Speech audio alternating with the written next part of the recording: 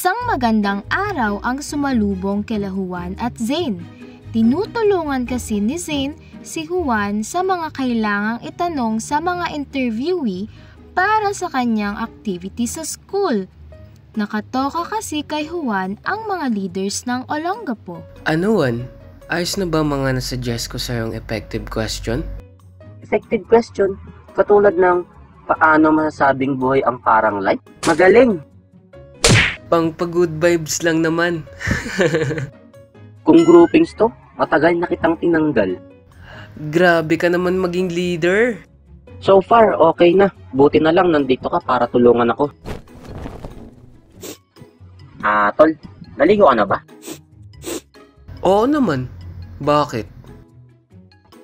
Parang amoy kahapon ka pa kasi. Pasaway ka. Ang OA mo. Mabuti na lang at mahal kita, Juan. Dahil dyan, pakis ako. Tol, wag, bata pa ako. Hanep ka. Kailan ka mag-interview niyan pala? Para kung sakali, pwede kita samahan. Bukas sana, kasi yung nakausap kong interview is bukas available. Mabuti pala para makaraos ka na dyan.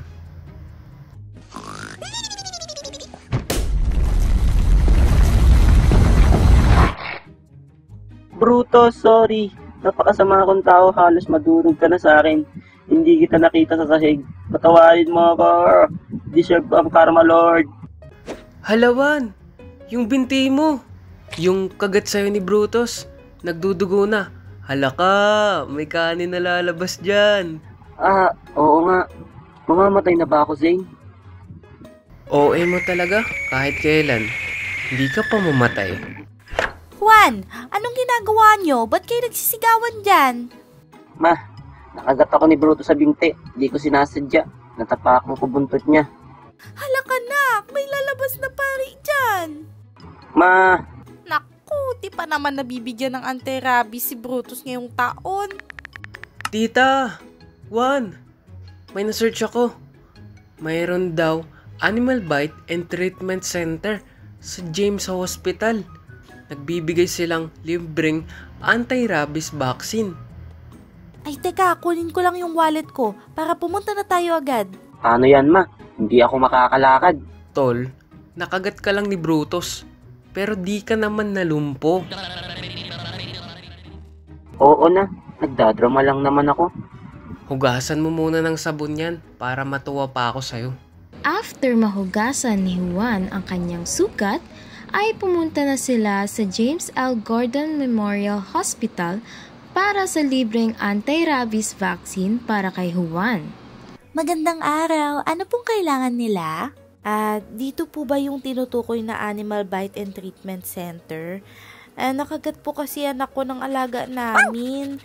Hindi pa po kasi nabibigyan ng anti-rabies yun. Kaya nababahala lang ako. Yes po ma'am, dito nga po yun. Bali, fill up nyo lang po tong form, then pasok na po kayo sa loob. Okay, hinga pong malalim. Parang kagat lang po ito ng dinosaur. Bali ma'am, follow-up date for second session is on the paper naman. Follow nyo na lang po. Thank you!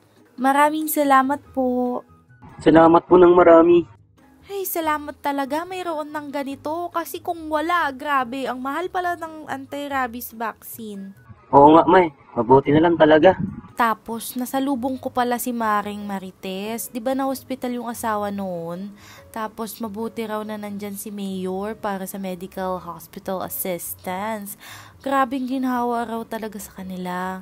Habang nag-uusap silang dalawa, ay naghahanda na din silang umalis.